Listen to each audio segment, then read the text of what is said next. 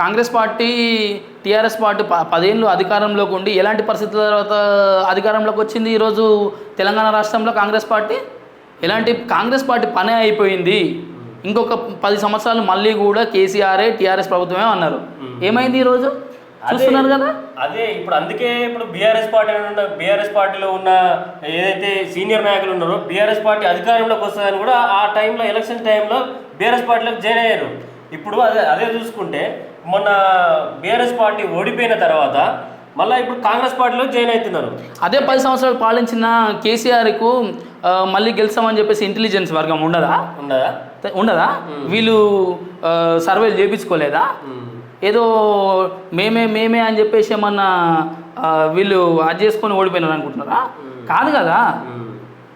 వీళ్ళు ఇట్లా చేస్తున్నారనే ఒంటె తప్పు ఒకటి పోతున్నారనే కదా, విద్యార్థులకు అన్యాయం చేస్తున్నారు, ఉద్యమకారులను అణచివేస్తున్నారనే కదా. వాళ్ళ దాంట్లో లేదా లీడర్లు? ఎందుకు ఇచ్చారు కాంగ్రెస్ పార్టీకి అధికారం? గిందుకా ఏం చేస్తుంది ఇప్పుడు కాంగ్రెస్ పార్టీ? ఏముంది, అంతో ఇంతో బీఆర్ఎస్ పార్టీ ప్రజలకు కొంచెం నమ్మకంగా ఉండేది. రైతు బంద్ చేస్తే రైతులన్నా బతికేది.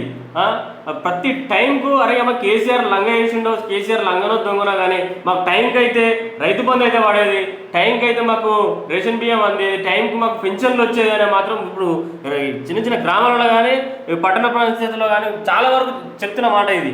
ఇప్పుడు తెల్లారులేస్తే ఏది ప్రజాభవన్ అని పెట్టిండు, ప్రజాభవన్ని గేట్లు కూలగొడతా అడిగి పోతే ఎలాంటి పరిస్థితి ఉంది? వీళ్ళేమో రారీ ప్రజాభవన్లో మీ సమస్యలు తెలుపుకో అని చెప్పేసి ఈయన చెప్పినాడు.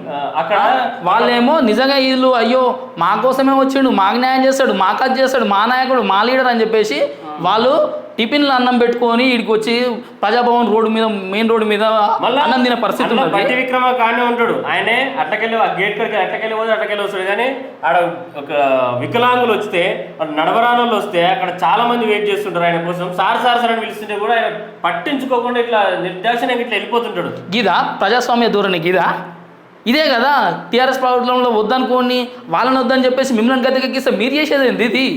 ఇది కాదు కదా కావాలనుకున్నది ప్రజలు.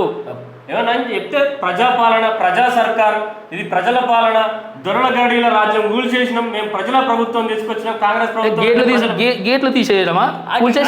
గేట్లు తీసేసిన ఎవరన్నారు? ఆ కంచెలు పెద్ద పెద్ద కంచెలు తీసేసుకోండి, చిన్న చిన్న గేట్లు ఇట్లా పెట్టుకోండి. ఆయన ఎత్తే ఎంత ఎత్తుండే ఆయన ఎత్తే గేట్లు పెట్టుకోండి. ప్రజలు గమనిస్తూ ఉన్నారు. ఒకసారి కాంగ్రెస్ పార్టీ ఇదంతా రివీల్ చేసుకోవాలి. ఇలాంటి తప్పులు మీరు చేయకండి.